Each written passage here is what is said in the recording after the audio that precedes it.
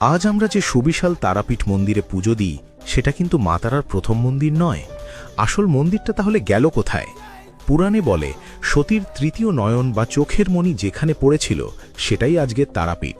কিন্তু তখন সেখানে কোনো মন্দির ছিল না, ছিল শুধু হিংস্র বাঘে ভরা এক ভয়ঙ্কর জঙ্গল। মহর্ষি বশিষ্ঠ সেই জঙ্গলে বসে তপস্যা করে মায়ের একটি পাথরের মূর্তি প্রতিষ্ঠা করেছিলেন ঠিকই, কিন্তু মুনি সেই স্থান ছেড়ে চলে যাওয়ার পর জায়গাটা ধীরে ধীরে আবার গভীর জঙ্গলে ঢেকে যায়, আর মায়ের সেই আদি মূর্তি শত শত বছরের জন্য একেবারে মাটির নিচে চিরতরে হারিয়ে যায়। কেটে যায় কয়েকশো বছর। একদিন দ্বারকা নদী দিয়ে বাণিজ্যে যাচ্ছিলেন জয় দত্ত সওদাগর নামে এক বণিক। ঠিক তারাপীঠের কাছে আসতেই এক অজানা রোগে তার একমাত্র ছেলের মৃত্যু হয়।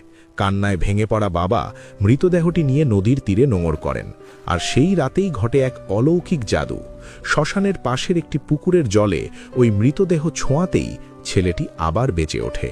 এই পুকুরটিই হল আজকের জাগ্রত জীবিত কুণ্ড। সে রাতেই মা তারা সওদাগরকে স্বপ্নে আদেশ দেন।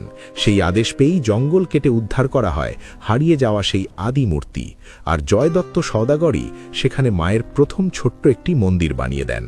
সময়ের সাথে সওদাগরের সেই মন্দির ভগ্নস্তূপে পরিণত হলে জমিদার রামজীবন চৌধুরী তার সংস্কার করেন। পরে নাটোরের রাজা রামকৃষ্ণ রায়ও মূল মন্দির স্থাপন করেন। কিন্তু আজকের এই বিশাল মন্দিরটির গল্প একটু আলাদা। সালটা 1818। মল্লারপুরের জমিদার জগন্নাথ রায় মায়ের মন্দিরের সামনে দাঁড়িয়ে এক বিশেষ মানত করেছিলেন। মায়ের কৃপায় সেই ইচ্ছা পূরণ হওয়ার পরই কৃতজ্ঞতা স্বরূপ তিনি আজকের এই বিশাল লাল ইটের মন্দিরটি পুনর্নির্মাণ করেন। এই মন্দিরটি বাংলার নিজস্ব স্থাপত্যের এক দুর্দান্ত মাস্টারপিস। এর মূল গর্ভগৃহের ছাদটি প্রাচীন বাংলার দোচালা স্টাইলে তৈরি, যার ঠিক ওপরেই বসানো রয়েছে একটি ছোট চারকোনা টাওয়ার। সব মিলিয়ে মন্দিরটিতে 8টি ছাদ বা চাল রয়েছে। সামনের দেওয়াল জুড়ে রয়েছে পোড়ামাটি বা টেরাকোটার অপূর্ব সব নকশা, যেখানে রামায়ণ, মহাভারত আর মহিষাসুর মর্দিনীর ছবি নিখুঁতভাবে ফুটে উঠেছে। ভেতরের পুরু লাল দেওয়ালগুলো গর্ভগৃহকে সবসময় অদ্ভুত শীতল আর রহস্যময় করে রাখে। তবে এত সুন্দর মন্দিরও যেন অসম্পূর্ণ ছিল। তারাপীঠ তার আসল প্রাণ পেল তখন, যখন সেখানে এলেন পাগল সাধক বামাখ্যাপা। তিনি গোটা বিশ্বকে দেখিয়ে দিলেন মায়ের আসল বাস এই ইটের দেওয়ালের ভেতর নয়, বরং ওই মহাশ্মশানের চিতার আগুনে, যা আজও কখনো নেভে না।